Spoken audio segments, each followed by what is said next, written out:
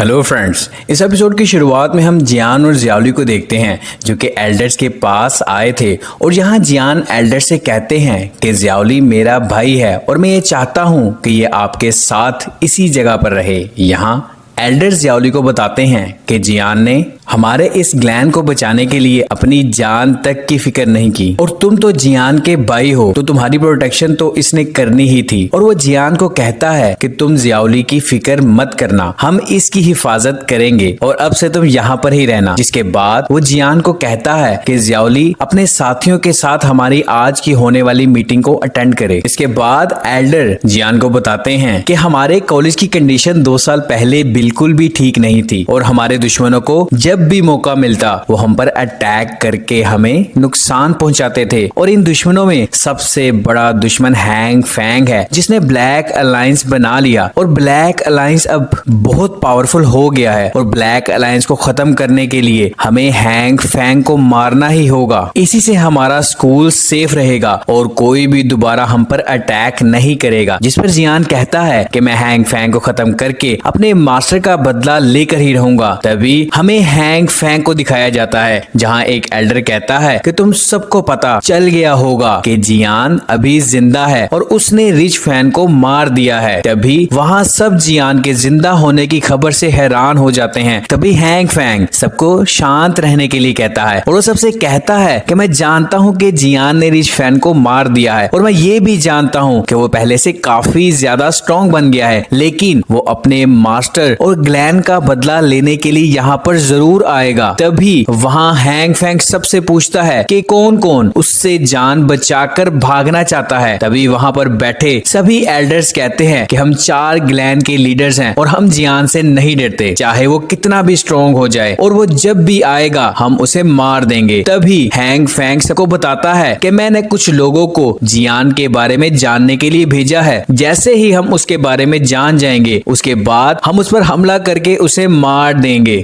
ना कि हम उसका हम तक पहुंचने का इंतजार करेंगे। और फैंग सबको कहता है कि अगर तुम में से किसी भी ग्लैन के लीडर ने जियान को पहले पकड़ लिया तो वो उसे लेकर मेरे पास आ जाए, मैं इसके बदले अच्छे पैसे दूंगा। वो सोचता है कि जियान के पास जो टेक्निक्स हैं उन्हें हासिल करके मैं सबसे ज्यादा स्ट्रॉन्ग बन जाऊंगा, इसके बाद कोई भी मेरा मुकाबला नहीं कर पाएगा। तभी वहां कुछ आवाज आती है जिससे सब घबरा जाते हैं। तभी गोल्ड एंड सिल्वर उन्हें बताते हैं कि हमारे पुराने दोस्त आ गए हैं। जिस पर उनका एक ओल्ड एल्डर कहता है कि टेंपल के एल्डर्स आए हैं और वो कहता है कि पिछली बार की तरह इस बार भी उन्हें अच्छा मजा चखाएंगे और आज के बाद ये यहाँ का रुख नहीं करेंगे। लेकिन तभी हैंग फैंग को दिखाते हैं जो कि ये सोच रहा था कि कहीं उनके साथ जियान तो नहीं आया। तभी हम देखते हैं कि एल्डर जियान के साथ उनकी तरफ बढ़ रहा था। यहाँ वो एक सिटी से गुजरते हैं और मास्टर जियान को बताते हैं कि ये सिटी बहुत खतरनाक है और हमें यहाँ संभल कर जाना होगा। और वो बताते हैं कि हैंग फैंग ने इन 2 सालों में खुद को बहुत स्ट्रॉन्ग कर लिया है और उसका इन्फ्लुएंस काफी ज्यादा हो गया है। और वहाँ जियान उनसे मिस्टर सिल्वर के बारे में पूछते हैं तो एल्डर बताते हैं कि तुम उसकी फिक्र मत करो, उन्हें मैं संभाल सकता हूँ। और जियान एल्डर से कहता है कि जैसे ही हैंग फैंग को आप पकड़े तो उसे आप मेरे हवाले कर देना। जिस पर मास्टर कहते हैं कि तुम उसकी सी फ्लेम को नहीं ले सकते और वो बताते हैं कि एक मास्टर एक ही फ्लेम को ऑब्जर्व कर सकता है, लेकिन फिर भी तुम्हारे पास 2 फ्लेम्स ऑलरेडी हैं, तो क्या तुम उसकी 3rd फ्लेम को भी यूज करना चाहते हो? इस वजह से तुम्हारी जान भी जा सकती है और तुम्हें इन सबसे दूर रहना चाहिए। जिस पर जियान कहता है कि आप इसकी फिक्र मत करें। तभी मास्टर जियान से कहते हैं कि जब तुम्हारे मास्टर जाग जाएं तो उनको मेरी तरफ से पूछना। जिस पर जियान हैरान होते हुए कहता है कि आपको कैसे पता चला कि मास्टर मेरे साथ ही हैं? जिस पर एल्डर बताते हैं कि मैं डू जोंग लेवल का वॉरियर हूँ और मैं इतना कमजोर नहीं हूँ कि मैं उन्हें ना पहचान सकूं। और वो जियान को कहता है कि तुम्हें इस बात की टेंशन लेने की जरूरत नहीं है, ये बात मैं खुद तक ही रखूंगा। जिस पर जियान उन्हें शुक्रिया करता है। इसके बाद जियान जियाली को कुछ पिल्स देता है और उसे इन्हें खाने के लिए कहता है और उसे बताता है कि ये पिल्स तुम्हारी बैटल फील्ड में हेल्प करेंगी और उसे हैंग फैंग से दूर रहने के लिए कहता है। तभी हमें दिखाया जाता है कि हैंग फैंग अपने सोल्जर्स के साथ जियान का वेट कर रहा था। तभी तभी एल्डर्स और जियान हैंग फैंग के सामने आ जाते हैं। यहाँ मास्टर हैंग फैंग से कहते हैं कि तुमने आकर जो हमारे इनर एकेडमी के साथ किया था, आज उसका हिसाब क्लियर करने का वक्त आ गया है और आज हम उसका बदला ले लेंगे। तभी हैंग फैंग जियान को देखते हुए सोचता है कि मेरी सी हर्ट फ्लेम इस वक्त जियान को देखकर काफी घबरा रही है। ऐसा क्या है जियान के पास? अभी जियान कहता है कि तुमसे मिले काफी अरसा गुजर गया है। तभी जियान हैंग फैंग से कहता है कि 2 साल पहले तुम मुझसे बच गए थे, लेकिन आज तुम्हें कोई भी नहीं बचा पाएगा। तभी हैंग फैंग कहता है कि लास्ट टाइम जिस पावर का तुमने यूज किया था वो पावर मास्टर की थी और वो मेरे भी मास्टर हैं। तभी हैंग फैंग एल्डर से कहता है कि आप मुझसे 2 साल पहले हुए अटैक का बदला लेने आए हैं, मुझे आपसे ये उम्मीद नहीं थी। तभी एल्डर हैंग फैंग पर अटैक करते हैं, जिसे सिल्वर और गोल्ड आगे बढ़कर नाकाम कर देते हैं। जिसके साथ ही हैंग फैंग कहता है कि अगर तुमने हमसे लड़ने का सोच ही लिया है तो हम भी पीछे नहीं हटेंगे, हम भी तुम्हारा मुकाबला करेंगे। और इसी के साथ हैंग फैंग उन पर हमला कर देता है, जिसे कि एल्डर नाकाम कर देते हैं। और तभी एल्डर